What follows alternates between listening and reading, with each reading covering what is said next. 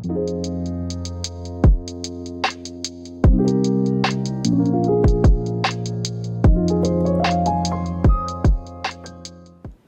everybody, welcome back to The Pressing Matters. I'm Scott. Thank you for tuning in today. Thank you for your support.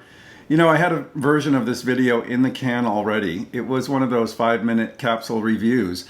I decided to try that format just because, you know, I can see that sometimes people don't watch the whole video, and I thought maybe a more concise video would be more digestible for people on the go. But, you know, I thought about it overnight and I was like, I think I can do this a little better with a little more detail. So I'm going to try that this morning, and we'll get into the Ray Brown Trio Solar Energy.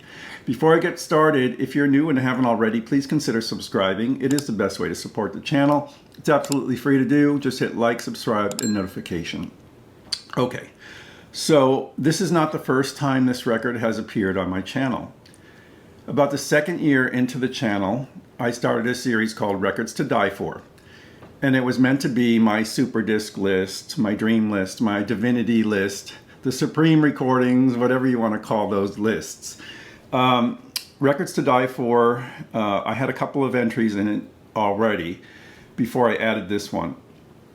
This was the first jazz title in that series. And really the criteria for it is musical and sonic excellence. And this one really stood out. I have the pure audiophile edition that came out in 2002, and that's the one that I placed in that category. That edition is mastered by Stan Ricker at half speed at 33 RPM. It's spread out over 3 sides. There's a 4th side of bonus material. It's pressed at RTI, and it's an absolutely stunning album.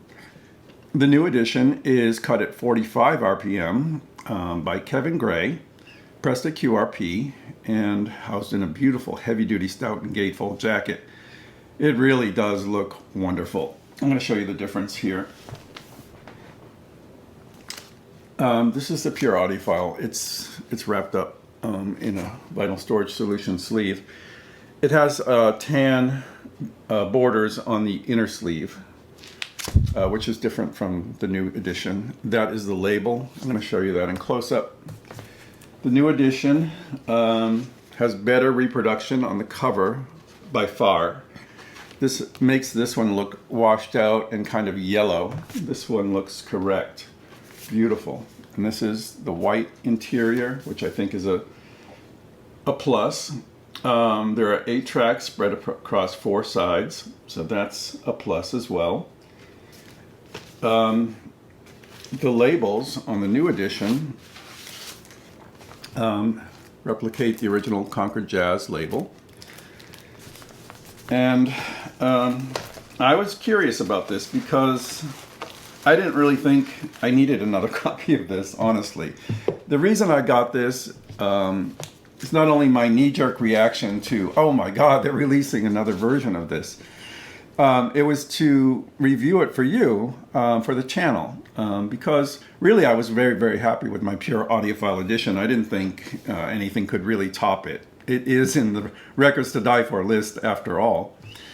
Well, I ordered it. It came the other day. I had been listening to the pure audiophile edition on my new system.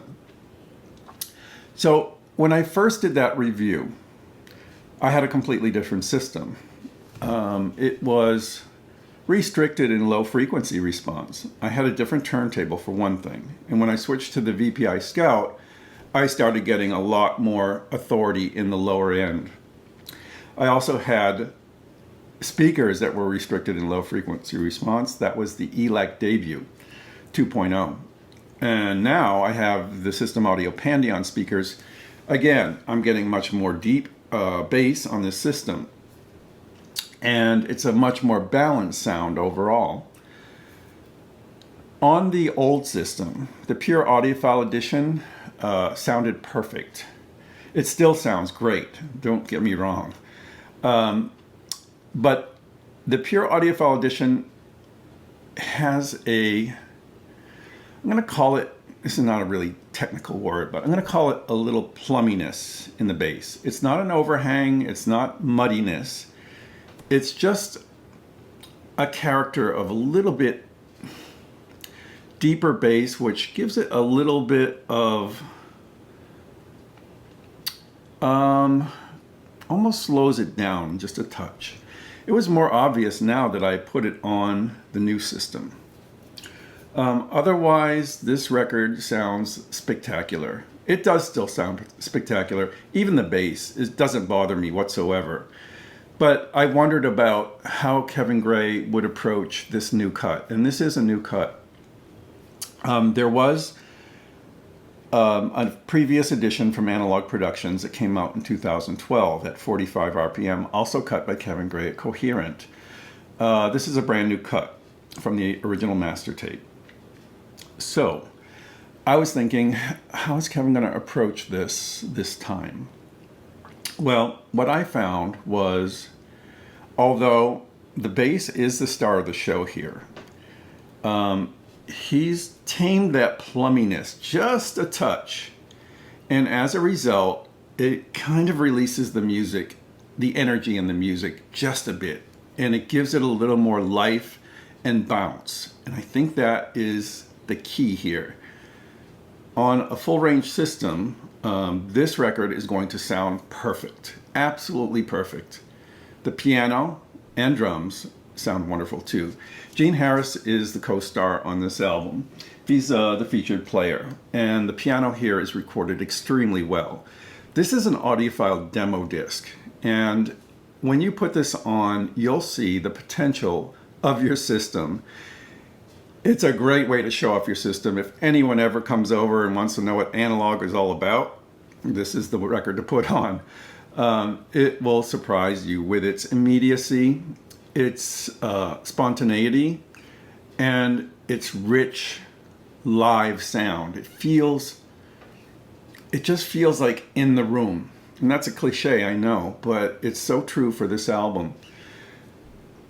Details on the bass are just incredible on either version, really. You hear all the slap of the bass, you hear resonant strings and picking, and it's all there.